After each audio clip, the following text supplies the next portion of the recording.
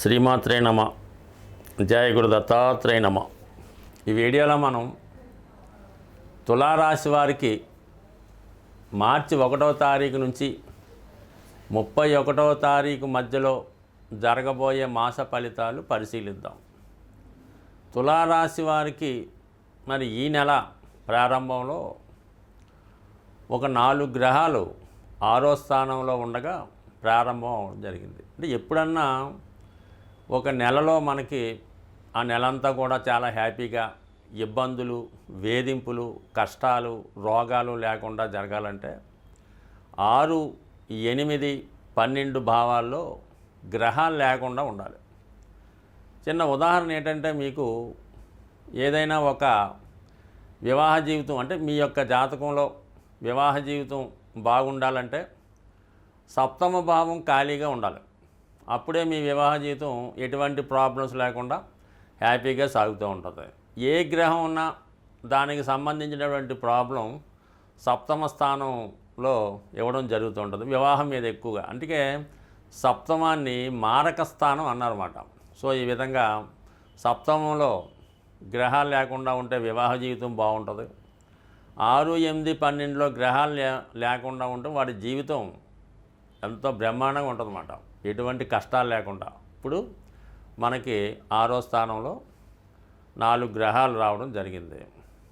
ముఖ్యంగా రాస్యాధిపతిగా ఉన్నటువంటి వాడు శుక్రుడు 6వ స్థానంలో ఉచ్చస్థానంలోకి రావడం జరిగింది. అంటే ఆటోమేటిక్గా వృత్తిలో చాలా వరకు మీ యొక్క హోదా పెరుగుతుంది. అలాగే కొత్త అవకాశాలు రావడం జరుగుతూ ఉంటుంది. అలాగే ఆరోగ్యంలో చాలా ఇంప్రూవ్మెంట్ రావడం జరుగుతూ ఉంటుంది. ఇక్కడ ఈ శుక్రుడు వక్రగమనంలోకి రావడం జరిగింది. వక్రగమనంలోకి రావడం అంటే గత జన్మలో ఏదైనా మీకు శుభ ఫలితాలు కానీ పాప ఫలితాలు కానీ చేసి ఉంటే అవి ఈ జన్మలో అనుభవించే విధంగా అప్పుడప్పుడు ఈ గ్రహాలు వక్రించి మనం చేసినటువంటి తప్పుల్ని, పొరపాట్లని సరిదిద్దుకోమని చెప్పడం జరుగుతూ ఉంటుందన్నమాట. మరి శుక్రుడు రాష్ట్రాధిపతిగా ఉండడం వల్ల వ్యక్తిగతంగా మీరు ఏదైనా శుక్రుడికి సంబంధించినటువంటి పొరపాట్లు చేసి ఉంటే, అంటే వివాహ విషయంలో ఏవైనా మీరు ఆ వివాహ బంధాన్ని సరిగ్గా పాటించకపోయినా, అలాగే స్త్రీలు ఈ రాశిలో జన్మించి ఉంటే వాళ్ళు సరైనటువంటి మార్గంలో వారి యొక్క నడవడిక అంటే మన సాంప్రదాయబద్ధంగా నడవడిక లేకపోయినా, అలాగే మీ యొక్క వృత్తిలో ఏమైనా పొరపాట్లు చేస్తున్నా, అలాగే వివాహ బంధంలో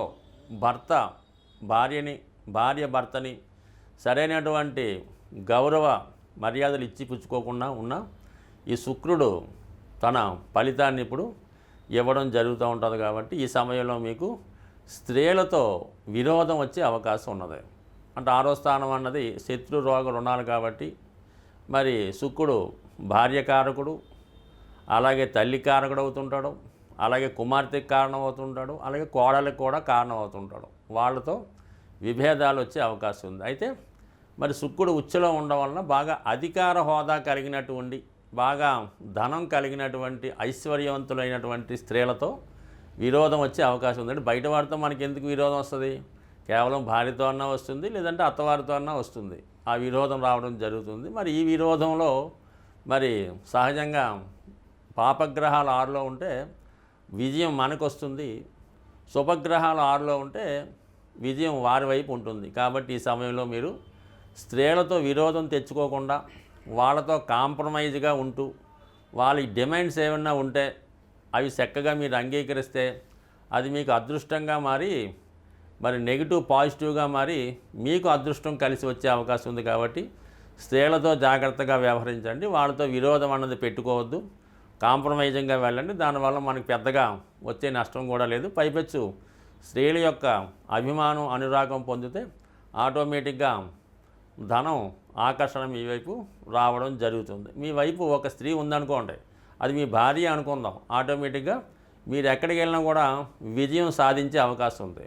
అలాగే ఒక స్త్రీ మీ వైపు శత్రువుగా ఉందనుకోండి, మీరు ఎక్కడికి వెళ్ళినా ఫెయిల్యూర్ రావడం జరుగుతుంది. ఈ చిన్న టెక్నిక్ మీరు పాటించగలిగితే జీవితంలో గొప్ప సక్సెస్ని మీరు పొందగలుగుతుంటారు. ఇప్పుడు ఫీల్డ్లో ఉన్నటువంటి గొప్ప గొప్ప వారంతా భార్య ద్వారా అదృష్టాన్ని పొందిన వారే ప్రస్తుతం ఉన్నటువంటి సినిమా రంగంలో ఈ అగ్ర కుటుంబానికి చెందినటువంటి మన హీరోలంతా కూడా భార్య ద్వారా అదృష్టాన్ని వచ్చిన వారే. మరి వాళ్ళ పేర్లు ఎందుకు చెప్పడం కానీ మీకు వాస్తవంగా తెలిసే ఉంటుంది. కేవలం వారికి వివాహం ద్వారానే సక్సెస్ రావడం జరిగింది. ఇక మిగతా విషయానికి వస్తే 5వ స్థానంలో రవి శనుల కలయిక. ఇది కంపల్సరిగా మీ యొక్క వృత్తిలో మీ యొక్క జీవితంలో ఈ ఉద్యోగపరమైన మార్పు కంపల్సరిగా రావడం జరుగుతుంది. ఇదే సమయంలో వారసత్వంగా మీరు పెద్దవారు చేస్తున్నటువంటి వృత్తి వ్యవహారాల్లోకి, అది రాజకీయ రంగమా, సినిమా రంగమా, వైద్యమా, వ్యాపారమా, ఇండస్ట్రీయా, అంటే వారసత్వంగా మీ పెద్దవారి యొక్క వృత్తిలోకి మీరు ప్రవేశించడానికి ఈ గ్రహస్థితి అనుకూలించడం జరుగుతూ ఉంది. అంటే మీ పెద్దవారితో ఉన్నటువంటి ఆస్తి హోదా మీకు రావడం జరుగుతుంది. అలాగే ఎవరైతే ఈ సమయంలో అటు రాజకీయ రంగంలో కానీ, సినిమా రంగంలో కానీ, లేదంటే ఏదన్నా ప్రభుత్వ ఉద్యోగంలోకి ప్రవేశించాలనుకున్న వాళ్ళకి ఈ గ్రహస్థితి చక్కగా సహకరించడం జరుగుతూ ఉంటుంది. అలాగే అష్టమంలో ఉన్నటువంటి గురువు కూడా జీవితంలో ఏదో ఒక గొప్ప మార్పు ఈ సమయంలో రావడం జరుగుతుంది. దానికి కారణం ఏంటంటే అష్టమ షష్టాధిపతుల శుక్ర గురువుల మధ్య పరివర్తన ఒక విపరీత రాజయోగంగా మారి అనూహ్యంగా మీ జీవితంలో గొప్ప మార్పు ఈ సమయంలో రావడం జరుగుతుంది. కేవలం మీ యొక్క ప్రయత్నంతో గొప్ప సక్సెస్ని ఈ సమయంలో సాధించే అవకాశం ఉంది. ఇప్పుడు ఈ మార్చి నెల రాశి ఫలితాల్లో ముఖ్యంగా ఏంటంటే శుక్రగ్రహం ఉచ్చస్థితిలో రావడం వల్ల కామన్గా ఈ యొక్క లోకంలో, అంటే ఈ ప్రపంచంలో, లేదంటే మన సిటీలో మనీ రొటేషన్ అన్నది బాగా పెరగడం జరుగుతూ ఉంటుంది అన్నమాట. ఉచ్చులో ఉండడం వల్ల, అంటే ఖరీదైనటువంటి సౌకర్యాల కోసం అందరూ తాపత్రయపడడం వల్ల మనీ రొటేషన్ పెరుగుతూ ఉంటుంది. ఇదే సమయంలో విలాసమైనటువంటి వస్తువులు, ఖరీదైనటువంటి వాహనాలకి డిమాండ్ కూడా పెరగడం జరుగుతూ ఉంటుంది. ఈ అందరూ కూడా ఏదో ఒకటి కొనుక్కోవాలి, సంపాదించుకోవాలన్నటువంటి విషయంలో ఉంటారు. దాని కొరకు ఏంటంటే ఈ శుక్రుని యొక్క అనుగ్రహం మనం పొందాలి, శుక్రుడు అనుకూలంగా ఉండాలంటే శుక్రుని యొక్క అధిదేవత అయినటువంటి లక్ష్మీ అమ్మవారిని మనం ప్రసన్నం చేసుకోవాల్సి ఉంటుంది. ఈ లక్ష్మీ అమ్మవారిని ప్రసన్నం చేసుకోవాలనుకుంటే మరి కొంతవరకు శుక్రవారం, అంటే కొంత ప్రాంతాల్లో గురువారం కూడా అమ్మవారికి ఇష్టమైన రోజుగా చేయడం జరుగుతూ ఉంటుంది. బట్ ఓవరాల్గా శుక్రవారం అన్నది ఒక ముఖ్యమైన రోజుగా ఎన్నుకొని ఆ రోజు వరకు చాలా నియమంగా బ్రహ్మచర్యాన్ని పాటిస్తూ శుచిగా శుభ్రంగా ఉంటూ ఒక నిర్దిష్టమైనటువంటి సమయంలో కనకదార స్తోత్రం కానీ, లక్ష్మీ స్తోత్రం కానీ, శ్రీ సూక్తం కానీ పారాయణ చేయవలసి ఉంటుంది. అంటే పారాయణ చేయడం కూడా ఎలా ఉంటుందంటే మనం ఏదైతే చదువుతామో దాని అర్థం కూడా కొంతవరకు తెలుసుకొని చేయడం వలసి ఉంటుంది. అలాగే మీ గృహంలో ఒక ప్రశాంతంగా శుచిగా శుభ్రంగా ఉన్నటువంటి రూమ్ని ఎన్నుకొని లక్ష్మీ అమ్మవారి ఫోటో పెట్టుకొని ఎరుపు రంగు పూలతో అమ్మవారిని అలంకరించి ఒక వెండి గ్లాసులో పాలు నైవేద్యంగా పెట్టి ఆ పాల్లో ఏదో ఒక పటిక బెల్లం ఏదో వేసి, తేనె కానీ వేసి, లేదంటే అమ్మవారికి తేనె కూడా సమర్పించి ఆ ప్రసాదాన్ని మీరు మీ కుటుంబ సభ్యులు మాత్రమే తీసుకోవలసి ఉంటుంది. ఆ విధంగా తీసుకోవడం వల్ల చాలా వరకు ఆర్థిక పరంగా, అంటే మీ గృహం రోజు రోజుకి మంచి ఇంప్రూవ్మెంట్ రావడం జరుగుతూ ఉంటుంది.